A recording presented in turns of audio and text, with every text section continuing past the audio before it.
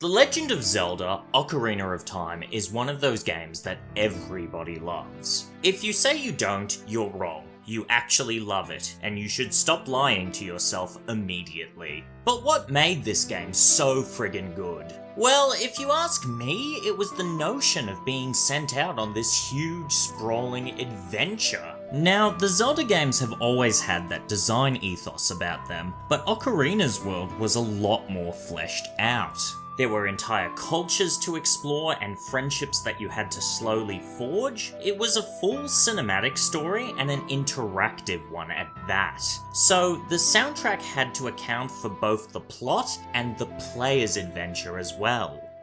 The game's composer, Koji Kondo, did this by setting a mood to match the story. For instance, you spend the first half hour of the game confined to the forest where your character grew up. This is really odd for a Zelda game too, because in previous titles you were always just plopped in the middle of the overworld. But Ocarina's on a decidedly slower burn. See, when you do finally leave the forest and its cutesy lilting music behind, you're greeted by a great open field and a magnificent fanfare that unfurls just as gradually. This style of music is cultural shorthand for the arrival of a notable person or the start of something important. Your adventure has truly begun. Slowly, gently at first.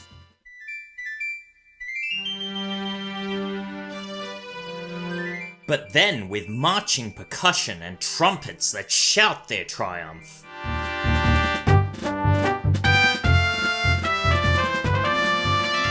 Of course, after you wander the fields for a bit and the day begins to drag on, a note of foreboding enters the composition. Pounding drums and the chaotic flashes of different instruments warn you of the danger to come.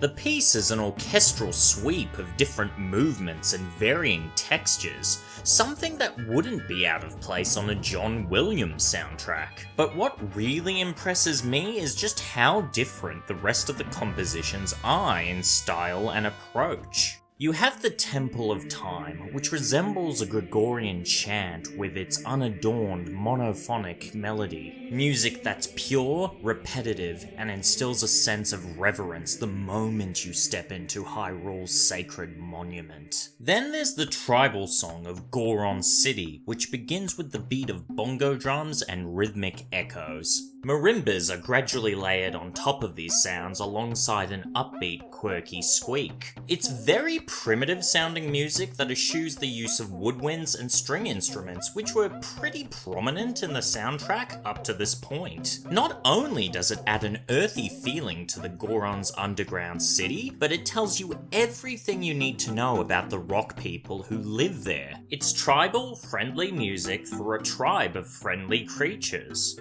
And then there's the dungeons. The vast temples where you have to solve puzzles and defeat bosses in order to advance the story. Each one, with the exception of Ganon's castle, uses mostly ambient music. This was a great design decision, to let the music recede into the background. Instead of putting the player on alert with a high-intensity composition, it soaks the experience with a sense of mystery and foreboding. Just listen to the theme of the Forest Temple.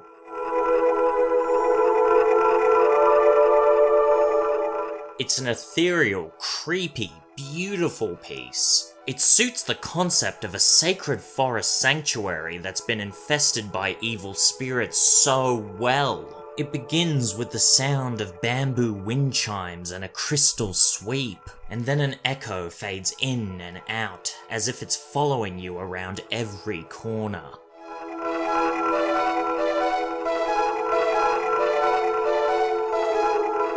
And as the echo repeats, a voice begins to emerge from it, ghosting your efforts.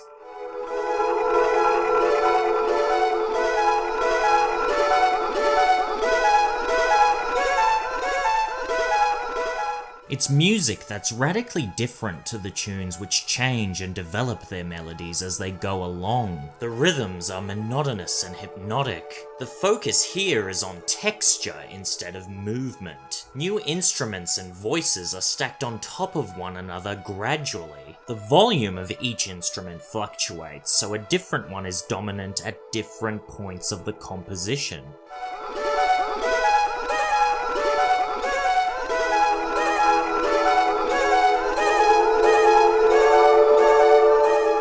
See? Most of you can probably hum Zelda's Lullaby, but I'm guessing not many of you can hum the theme to the Forest Temple. It's less of a song and more of a collage. To take a look at just how different it is from the rest of the soundtrack, let's compare it to one of the more traditional compositions. And what better example can we provide than Gerudo's Valley? It takes 1 second to introduce the listener to the timbre and feel of this composition. It's a flamenco-styled riff, and even by itself, it's completely different to any section of the Forest Temple's theme. The melody has a distinct upward movement, and you have different note values, which means it's less rhythmically samey. But after we're introduced to the guitar, it briefly fades out and introduces a rhythmic motif. In keeping with the flamenco style, we have fast-paced clapping to anchor the composition. Now, like the Forest Temple, there's a steady build-up of different elements. After we hear the clapping in isolation, even more colour and rhythmic backing is added to the song. We get the strumming of guitar chords and a steady bass line that will repeat throughout the entire runtime.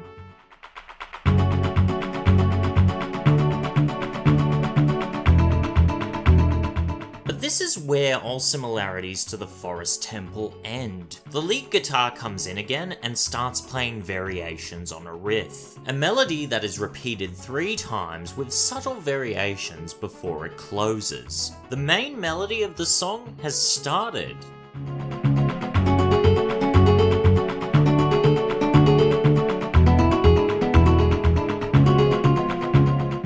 After this section comes to an end, it's repeated, only this time it's joined by a trumpet melody that follows and harmonizes with the lead guitar.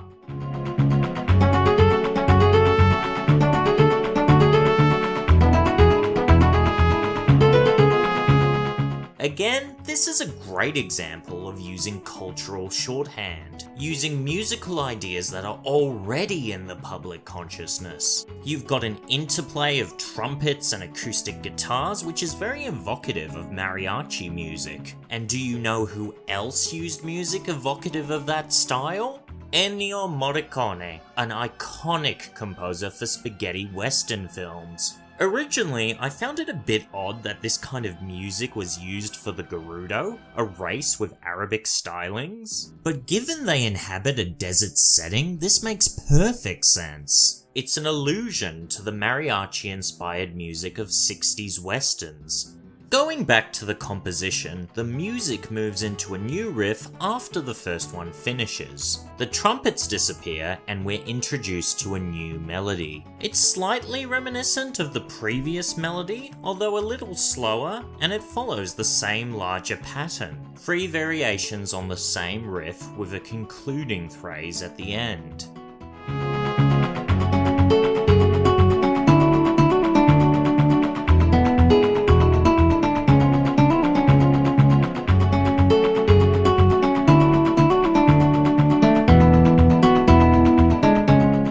The next section uses the same riff as a building block, but puts a unique spin on it. It follows the same rhythm for 2 phrases, and then launches into an unexpected series of arpeggios before it ends.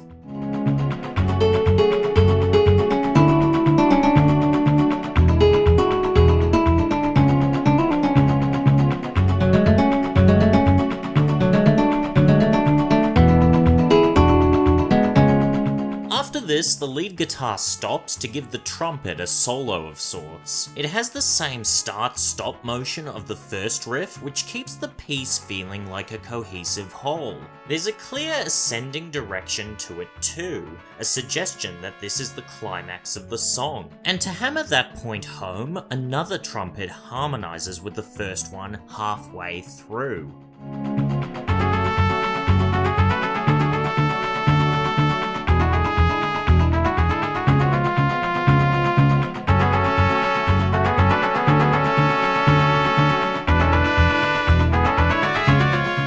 And last we have the denouement, a lighter melody to wrap up the song. This one is a bit unexpected, as the stream of notes is more constant, picking up steam without pause. But it uses a 4-note motif like the first riff, so it doesn't come completely out of left field, ending with a phrase that loops back to the first riff and begins anew.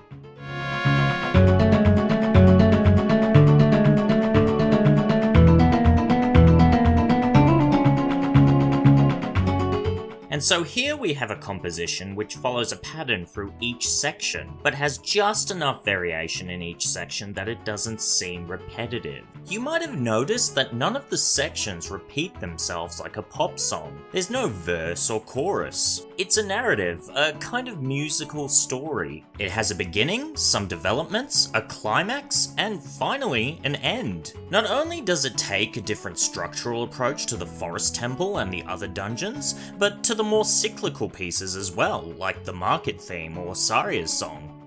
And I can't mention Arias Song without explaining the role of music in this game's plot. In the Ocarina of Time, you're jumping between past and future, childhood and maturity. Your character makes bonds as a kid which blossom and pay off in the future. And this is one of the most satisfying aspects of the story. Music is used to convey these bonds. In the game, it becomes a way of conjuring past memories. Saria is Link's childhood friend, and she's confined to the same forest that he has to leave in order to fulfill his destiny. In order to stay in touch, she teaches you her song, and this allows you to speak to her at any time. And when you return to the forest as an adult, your first task is to help Saria clear the temple of evil spirits. Her friends don't recognize you at first, so you have to play her song to prove that you know her. Music becomes a language of its own in the game, a way of communicating as powerful as words. As a kid, you use music to tame a horse and prove your link to the royal family, and as an adult you use it to remind the horse of your kinship and unlock sealed areas. The game's story shows you how time changes all things, but music comes to represent the memories and friendships that survive its passage. It's supposed to capture a moment in time and invoke the past. Much like the music, the game itself has endured in popularity for almost 20 years. Even with the advances in graphics and gameplay, the Ocarina of Time stands up as an incredibly cohesive work. The art design is phenomenal. The interplay of story, setting, and sound remains incredibly effective. By itself, the soundtrack is impressive. A diverse collection of tracks where even the shorter pieces explore musical ideas to their full potential. But these compositions work in tandem with the story as well. They reflect the character of Hyrule's cultures, they breathe atmosphere into artificial places, and they serve a symbolic purpose in the plot. And as a result, the Ocarina of Time reveals the power of music to us. It is a way of remembering and a way of communicating. The transformation of sound into feeling and thought. A series of vibrations, meaningless on their own, but when arranged by a master's hand they can survive for centuries. Thanks for watching, and if you enjoyed my video, feel free to like, comment, and subscribe to this channel.